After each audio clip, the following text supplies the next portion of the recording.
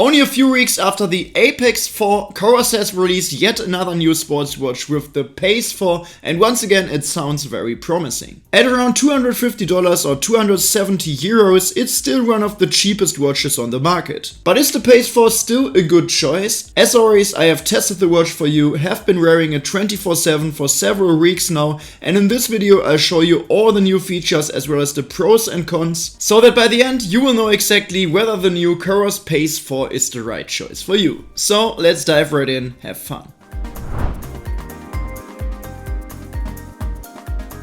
The Pace series is Coros' most affordable lineup and is aimed primarily at runners and endurance athletes who just want training-focused features and can do without unnecessary extras. At around $250 or 270 euros here in Europe, the Pace 4 is therefore also significantly cheaper than the Apex 4, the Nomad, or especially the Vertix 2. Compared to the Pace 3, however, it has become slightly more expensive. It has also gotten a bit larger. The watch still comes in just one size, and this one has a case diameter of 43.4mm compared to 41.9mm on its predecessor. Weight and thickness have increased by 1 gram and 0.1mm respectively, but hardly anyone will actually notice that. I certainly didn't. So the watch is a bit larger, but it's still very lightweight and comfortable to wear, and it will be even lighter and more comfortable to wear if, unlike me, you don't opt for the silicone strap but for the nylon strap, which is also available. The low weight is mainly due to the absence of materials like stainless steel or titanium, which are used in more expensive sports watches. Instead, the Pace 4 is almost entirely plastic. As a result, it's not quite as robust or premium, and you also won't find sapphire glass protecting the display. The display itself is an AMOLED panel, something Coros still doesn't use in many of its watches. For example, the recently introduced Apex 4, the Nomad, and the predecessor of this watch, the Pace 3, all use MIP displays. The Pace 4 now features an AMOLED display just like the Pace Pro. I've talked about the pros and cons of this display technology many times in my videos. Overall, AMOLED is significantly easier to read, especially indoors or in low light compared to an MIP display, and it's generally much brighter. The display on the Pace 4 is 1.2 inches with a resolution of 390 x 390 pixels. For navigation, we still have the typical Coros digital crown, which I personally find quite useful. And unlike the Pace 3 or Pace Pro, we now also get an additional action button on the opposite side, giving quick access to frequently used features.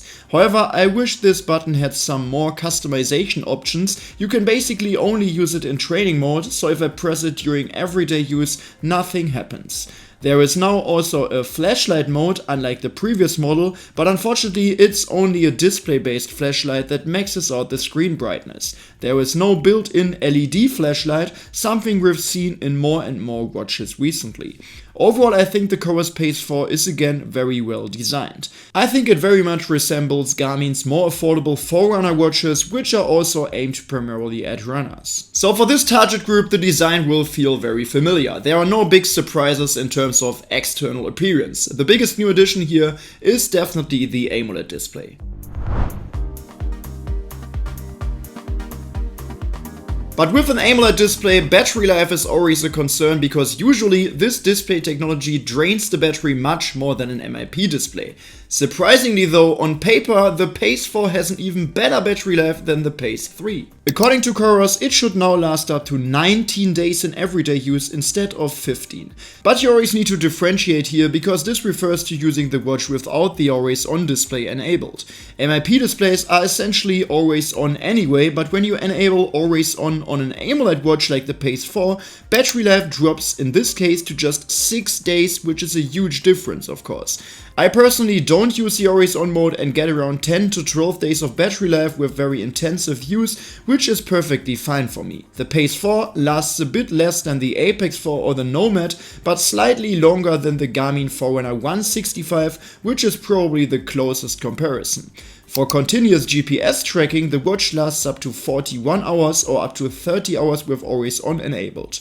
With multiband GPS, it lasts up to 31 or 24 hours respectively. That's actually significantly better than the Pace 3, even with always on, and overall the battery life is extremely impressive for an AMOLED watch. It's just a shame that unlike the Coros Apex 4, there were no battery saving modes.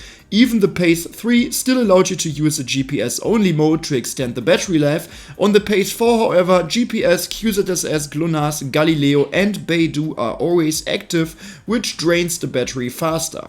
You can only choose whether or not to use multiband. Charging takes about 2 hours and works via the small charging clip that all the newer Coros watches use, which you can plug into any standard USB-C cable.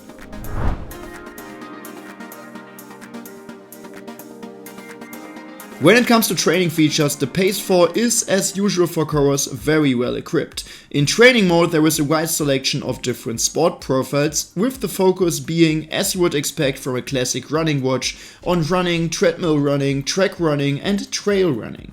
Cyclists also get an additional indoor cycling, gravel biking and mountain biking mode. And for triathletes there is a multi-sport mode as well. Compared to Coros' more expensive watches, however, certain outdoor modes are missing, such as whitewater rafting, windsurfing, ski touring or fishing. Open water swimming on the other hand is included. You also get a workout mode where you can use the free app to create your own workouts, for example running interval sessions or strength training workouts with various exercises.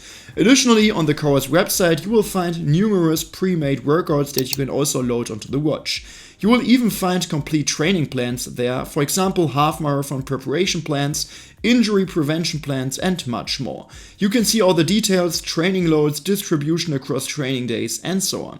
You can even generate a free 12 to 16 week marathon training plan tailored exactly to your fitness level and goals. Both the Coros smartphone app and the web version are very well thought out and excellently implemented. On the watch itself you can also create interval workouts and you can perform a fitness test to determine your lactate threshold and maximum heart rate. Additionally, what's really nice is that you can also load your songs and music onto the watch and listen to it offline, and for this you have 4 GB of internal storage. However, you can't use music streaming apps like Spotify, Deezer or Amazon Music on the watch. During your training sessions the watch can also measure running power directly from the wrist, and there is the so-called effort pace that represents your actual running effort more realistically than just the pace itself, as it factors in uphills and downhills. The Pace 4 also has a barometer, allowing it to track elevation gain very accurately, and in daily life it can count floors climbed. You also get many advanced running metrics such as cadence, stride length, ground contact time, left-right balance and vertical ratio. There are also plenty of useful widgets for training analysis. After a workout you can view your training load, training focus and training effect, separated into aerobic and anaerobic effects.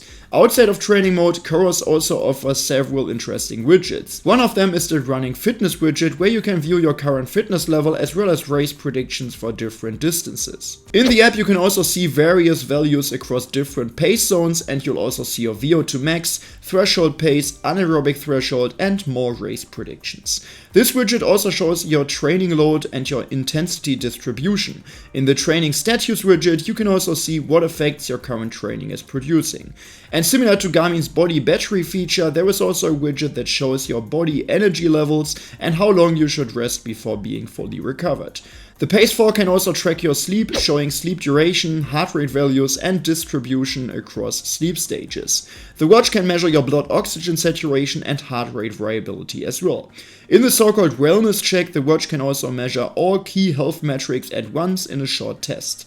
New here is also the menstrual tracking for women, but I can't say much about that since I obviously couldn't test it. What's missing compared to some of Coros' more expensive watches like the Apex 4 or also the Pace Pro is ECG, so the Pace 4 does not have an electrocardiogram sensor. On the other hand, unlike the Pace Pro, the Pace 4 does include a built-in microphone. It isn't used for voice assistance or anything like that, but rather for recording voice memos, essentially notes to yourself. The idea is that while running you can make reminders like "this is a great campsite" or whatever you want to remember. This feature first appeared on the Coros Nomad, which is mainly aimed at anglers and outdoor adventurers. In that context it can be useful, but to be honest I barely used it neither on previous Coros watches nor on the Pace 4. But still, the training features are once again excellent. There is nothing really missing in terms of the software features, even compared to Coros' more expensive watches. For heart rate measurement, the Pace 4 uses the same sensor found in the more expensive Apex 4 and Nomad watches, but it's a new sensor compared to the Pace 3. With this new sensor I achieved consistently accurate results in my tests on the other watches, but in the end, accuracy always depends on the watch's construction as well, so let's check how accurate the Pace 4 was in my tests. Once again, there is really nothing to complain about here. Here you can see the direct comparison with a chest strap from one of my running sessions, and this is an excellent result. Both curves are almost identical, and this result was also confirmed in further tests, as you can also see here in this one. However, in this interval run the results weren't quite as good. The average heart rate still matches quite well, but some of the heart rate spikes weren't captured as accurately. As a result, the curve appears a bit flatter than that of the chest strap. But real issues, as always, only appeared during strength training. Here the watch, unsurprisingly, like many others, was inaccurate. In some sessions like this one, the readings were at least above average in accuracy, but in others like here, they were quite off again. I also compared the Pace 4 with a chest strap during a fitness, kickboxing, high-intensity interval workout, and just like with strength training there were discrepancies between the measurements. Unfortunately, most sports watches struggle with activities that involve a lot of wrist movement, and that's true again for the Coros Pace 4.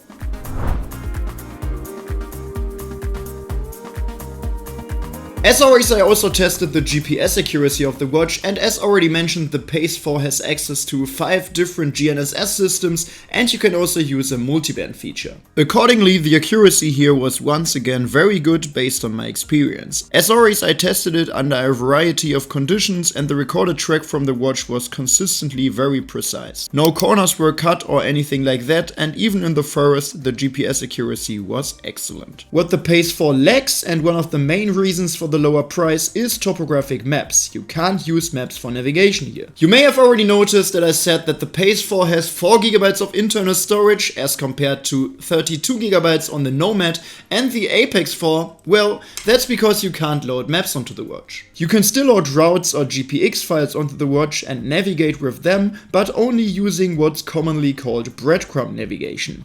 This is also one of the key differences compared to the Pace Pro, which does include topographic maps. So these remain exclusive to the Pro series, so with the Pace 4 we have to live with the simpler route navigation. Alright, so what's the bottom line with the new Coros Pace 4? Essentially, this sports watch once again delivers what we've come to expect from the Pace series in general. It combines a very lightweight and comfortable design with many well-designed training features, particularly for runners and endurance athletes, while intentionally leaving out many smart and outdoor-oriented features. For example, there is no voice assistant and no topographic mapping. But this also keeps the price comparatively low at around $250 while maintaining a clear target audience. For about $50 more you can get the Pace Pro, which adds topographic maps and ECG. The big new feature of the Pace 4 is likely the AMOLED-display, which results in slightly reduced battery life, although overall the battery performance is still really good. For GPS activities it's even significantly better than the Pace 3 with its MIP display. So among the best sports watches for endurance athletes, the Pace 4 is definitely worth a recommendation in my opinion. And for its price of around $250, it's definitely not easy to find comparable alternatives. But as always, feel free to drop a comment down below what you think about the new Coros Pace 4. And if you found this video helpful or interesting, you could really support me by giving this video a quick thumbs up. And also don't forget to subscribe to this channel to not miss any future reviews, comparison videos, and many other things coming. But for now, thanks a lot for watching and see you in the next one.